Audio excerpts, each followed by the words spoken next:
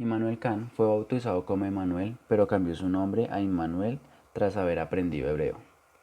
Nació en 1724 en Königsberg, antigua Prusia. Era el cuarto de 9 hermanos, de los cuales solo 5 alcanzaron la adolescencia.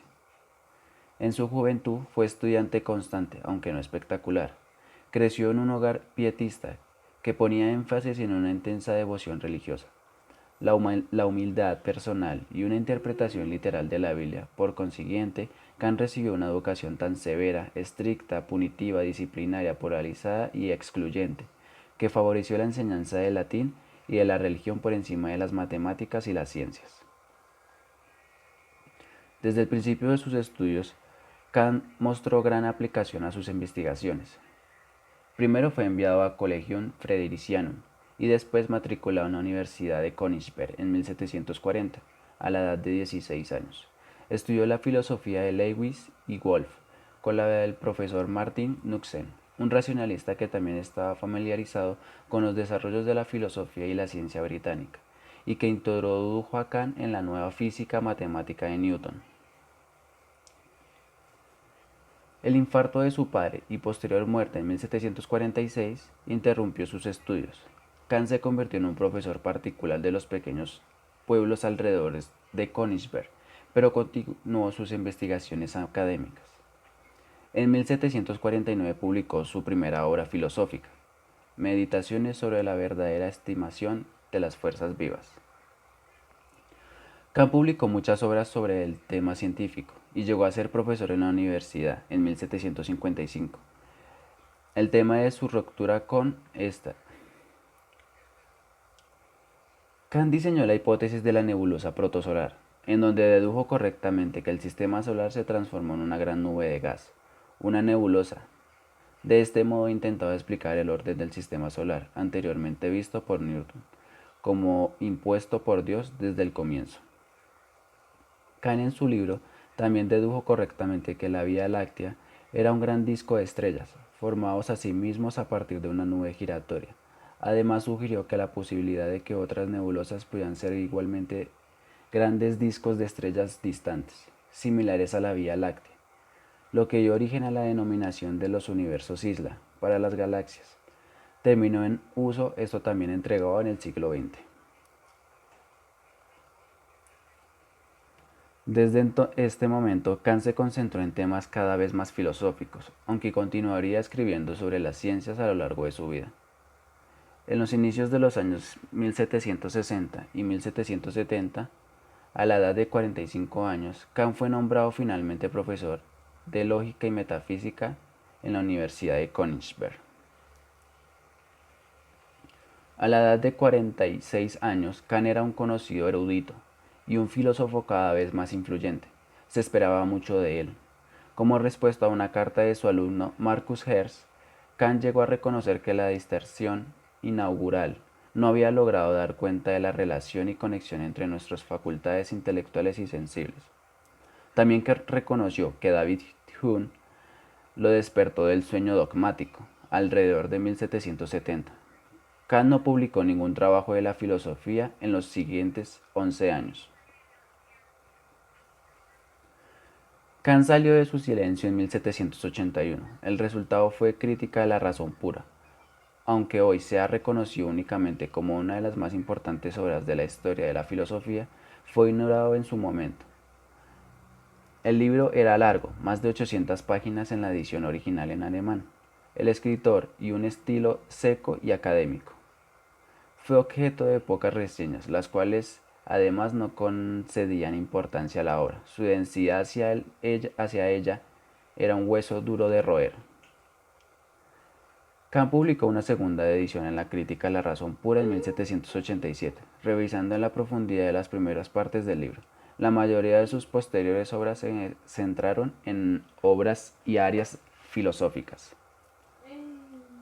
También escribió varios ensayos, algo populares en la historia, religión, política y otros temas.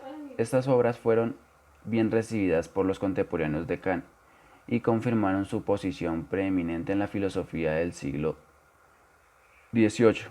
Había varias revistas dedicadas únicamente a defender y criticar la filosofía kantiana. pero a pesar de su éxito, las tendencias filosóficas se movían en otra dirección. Muchos de los discípulos más importantes de Kant, incluyendo a Reinhold Beck y Fichte, transformaron la posición kantiana en formas de idealismo cada vez más radicales. Esto marcó la aparición del idealismo alemán. Kant se opuso a estos desarrollos y denunció públicamente a Fichte en una carta abierta en 1799. Fue uno de los últimos actos filosóficos. Su salud había venido empeorando desde hacía mucho tiempo. Tuvo arteriosclerosis cerebral y en el invierno de 1803 tenía dolores estomacales, pérdida de memoria y sueño. Murió a las 11 de la noche del domingo del 12 de febrero de 1804 en Königsberg, murmurando la palabra genug, suficiente, basta, antes de morir. Gracias.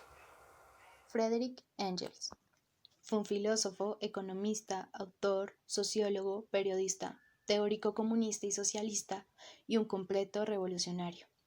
Nació en Bremen, Alemania, el 28 de noviembre de 1820. Fue un joven de familia acomodada, dueño de fábrica textil y burgueses de su época. Estudió en la Universidad de Berlín con grandes filósofos como profesores y compañeros, y en este mismo lugar se adhirió a la dialéctica hegeliana que hasta entonces él creía revolucionaria. A los 22 años en Colonia conoció a su gran amigo Karl Marx, con quien crearía una nueva dialéctica y con quien extendería un movimiento revolucionario socialista. Pues en un viaje realizado a Londres se percata de todas las pocas condiciones laborales de los obreros y todos los movimientos en contra de la explotación y se vuelve un defensor y promotor del movimiento desde el Partido Socialdemócrata Alemán. Sus principales obras son Del socialismo utópico al socialismo científico, La dialéctica de la naturaleza, El origen de la familia, la propiedad privada y el Estado, y junto a su amigo Marx, El manifiesto del Partido Comunista. Uno de sus principales pensamientos, que extendería con su amigo Karl Marx, fue el materialismo dialéctico. Este mismo sería enriquecido y luego sistematizado por Lenin y Stanley. En este se basa en unas leyes de dialéctica natural y se opone a Hegel, pues la materia es un principio y el fin, y no un proceso de pensamiento. En este también se habla de la evolución del humano por medio del simio y el trabajo, y se finaliza haciendo fuerza al mismo socialismo. Federico Engels o Friedrich Engels fallece en Londres en 1895, después de una vida en pro de la revolución. Su pensamiento obrerista sigue inspirando luchas históricas. Soy George Friedrich Hegel y voy a contarles un poquito acerca de todo lo que yo hice. Bueno, fundé mi escuela, un idealismo absoluto, que emprende la tarea de mostrar el ser en su totalidad. Mi filosofía es, como lo mencioné, un idealismo absoluto. Después de esto se producirá un brusco viraje en el idealismo al materialismo. Mi filosofía surge estrechamente vinculada con la situación social, cultural y filosófica de mi tiempo, a la vez que es una respuesta racional a los problemas planteados por esta situación. Bueno, ahora les voy a contar un poquito de mi biografía. Nací el 27 de agosto de 1770 en Stuttgart, Alemania, y morí el 14 de noviembre de 1831 en Berlín, Alemania. Me formé en un seminario protestante en la ciudad de Tübingen, en donde conocí a mis compañeros de estudio, a Friedrich Schelling y a Friedrich Hölderlin. Más tarde estudiaría en la universidad y en 1793 me doctoraría. Les contaré un poquito de una frase que encontré. La independencia del hombre consiste en esto, en que sabe lo que determina. Ahora les voy a hablar un poco de la dialéctica hegeliana. Esta se compone de la partida de una serie de elementos filosóficos muy importantes y muy diversos. El primero y fundamental es la doctrina de Leibniz acerca de un progreso ascendente que conduce al contenido inconsciente de la razón a cobrar conciencia y unidad sistemática. Leibniz había puesto de manifiesto de este modo por primera vez en contraste las doctrinas teológicas, la providencia, las construcciones materialistas de la ley y el estilo narrativo de los cronistas y cortesanos. la experiencia de un fundamento unitario de la historia en el impulso ascendente del espíritu que se remonte desde la naturaleza, se hace autónomo y marcha adelante conforme a una espiritualidad necesaria. Una idea como esta no le había pasado por la mente ni siquiera a Machiavelli. Él es el más penetrante historiador del Renacimiento, quien se contentaba más bien con una tipificación psicológicamente aguda de la historia como medio didáctico al servicio de la acción presente. Ahora bueno, vamos a pasar a mi filosofía. La filosofía de la historia no trata de los relatos de lo que los hombres han hecho a lo largo del tiempo, sino de su interpretación. La historia universal es el desarrollo en el tiempo del concepto del Estado, desde su forma más primitiva elemental hasta las más articuladas y perfeccionistas. Cada estado y cada pueblo tienen sus caracteres peculiares. Cada uno expresa un momento en el desarrollo de la idea, puesto que en este desarrollo tiene un lugar en el tiempo y en la existencia. Y por eso en tantas historias, sus momentos y grados singulares son los espíritus de los pueblos de cada uno. Están destinados a llegar solo a un grado y cumplir solo una tarea de la acción total. El espíritu desplegado en la historia es lo que yo llamo espíritu del mundo.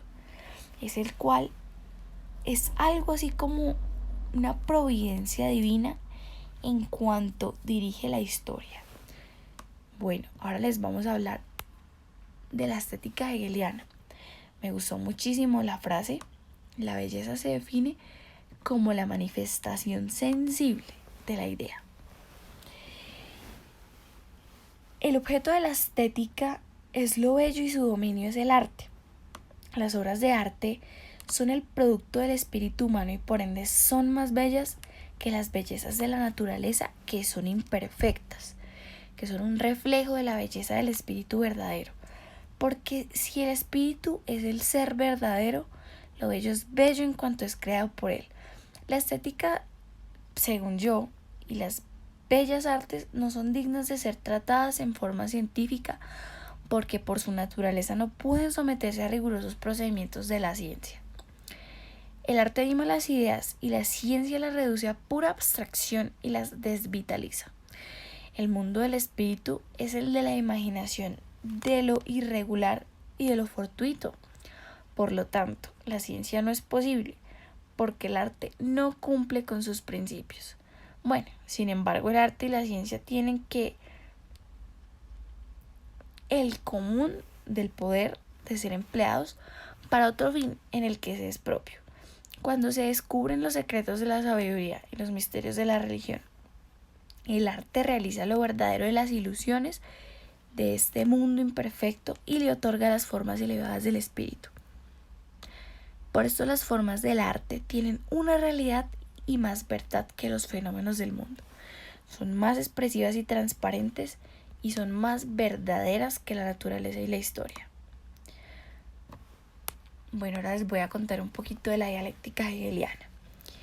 Para mí el mundo tiene una belleza descarnada, metafísica y abstracta. La belleza de la razón, la fría lógica de la razón, la belleza del mundo y de la historia se pone de manifiesto en el mecanismo lógico conceptual que funciona a la perfección. Es un sistema bello en tanto que es lógico hasta el detalle más insignificante. Bueno, yo dije que todas las tragedias de la humanidad son necesarias en un momento dado, de acuerdo al estado del desarrollo del espíritu. Para mí la felicidad, el gozo o la satisfacción no es el principal objetivo del hombre, sino el deber del intelecto, del conocimiento y de la razón. El hombre tiene que aceptar las cosas de la realidad como son y esto será positivo para él. Bueno, la historia nos muestra que la felicidad no se encuentra en los grandes acontecimientos y que los seres no tienen una vida cómoda. El altruismo para mí es impedir que las personas se ganen la propia dignidad de lograr las cosas que le corresponden por sí mismos. Por lo tanto, la preocupación por el prójimo no es la característica de los grandes hombres, así como tampoco la dialéctica de la historia tiene en cuenta el bienestar de los hombres particulares. Para mí los momentos felices de la historia fueron páginas en blanco. Para mí, la condena al inconformista que se cree superior al mundo en el que vive. Muchas gracias. Mi nombre es Karl Marx. Nací en Treveris, Prusia Occidental, en 1818. Fui un pensador socialista y activista revolucionario de origen alemán. Procedo de una familia judía de clase media. Mi padre fue un abogado convertido recientemente al luteranismo. Estudié en las universidades de Bonn, Berlín y Jena, doctorándome en filosofía para esta última en 1841. Desde esa época mi pensamiento quedaría asentado sobre la dialéctica de Hegel. Si bien sustituí el idealismo hegeliano por una concepción más materialista, según la cual las fuerzas económicas constituyen la infraestructura subyacente que determina, en última instancia, fenómenos superestructurales como el orden social, político y cultural. En 1843 me casé con Jenny van Westphalen y mi suegro me indujo en el interés por las doctrinas racionalistas de la Revolución Francesa y por los primeros pensadores socialistas. Me convertí en un demócrata radical, trabajé un tiempo como profesor y periodista, pero mis ideas políticas me obligaron a dejar Alemania e instalarme en París en 1843. En ese entonces establecí una amistad duradera con Friedrich Engels. Nuestra amistad se plasmaría en la estrecha colaboración intelectual y política de ambos. Fui expulsado de Francia en 1845 y me refugié en Bruselas. Y por fin, tras una breve estancia en Colonia para apoyar las tendencias radicales presentes en la Revolución Alemana en 1848, pasé a llevar una vida más estable a Londres, en donde desarrollé desde 1849 la mayor parte de mi obra escrita. Mi dedicación a la causa del socialismo me hizo sufrir grandes dificultades materiales y las superé gracias a la ayuda económica de Engels. Yo partí de mi crítica a los socialistas anteriores, a los que califiqué como utópicos. Si bien tomé de ellos muchos elementos de sus pensamientos, particularmente de autores como Saint-Simon, Robert Owen o Charles Fourier, esos pensadores se limitaron a imaginar cómo podría ser la sociedad perfecta del futuro y a esperar que su implantación resultara del convencimiento general y del ejemplo de unas pocas comunidades modélicas. Por el contrario, Engels y yo pretendíamos hacer un socialismo científico, basado en la crítica sistemática del orden establecido y el descubrimiento de las leyes objetivas que conducirían a su superación, la fuerza de la revolución y no el convencimiento pacífico ni las reformas graduales. Sería la forma de acabar con la civilización burguesa. En 1848, a petición de una liga revolucionaria clandestina formada por emigrantes alemanes, Engels y yo plasmamos esas ideas en el Manifiesto Comunista, un panfleto de retórica incendiaria situado en el contexto de las revoluciones europeas de 1848. Otras de mis obras más populares son la tesis sobre Feuerbach, El Capital, el Manifiesto Comunista y las teorías sobre la plusvalía. Yo fui, además, un incansable activista de la Revolución Obrera. Tras mi militancia en la diminuta Liga de los Comunistas, disuelta en 1852, me moví en los ambientes de los conspiradores revolucionarios exiliados hasta que, en 1864, la creación de la Sociedad Internacional de Trabajadores, abreviada como AIT, me dio la oportunidad de impregnar al movimiento obrero mundial de mis ideas socialistas. En el seno de aquella primera internacional, gran parte de mis energías las absorbió la lucha contra el moderado sindicalismo de los obreros británicos y contra las tendencias anarquistas continentales representadas por Pierre-Joseph Proudhon y Mikhail Bakunin. Triunfé e impuse mi doctrina como línea oficial de la Internacional, si bien esta acabaría por hundirse como efecto combinado de las divisiones internas y de la represión desatada por los gobiernos europeos a raíz de la Revolución de la Comuna de París en 1870. Retirado desde entonces de la actividad política, continué ejerciendo mi influencia a través de mis discípulos alemanes, August Bebel o Wilhelm Liebknecht.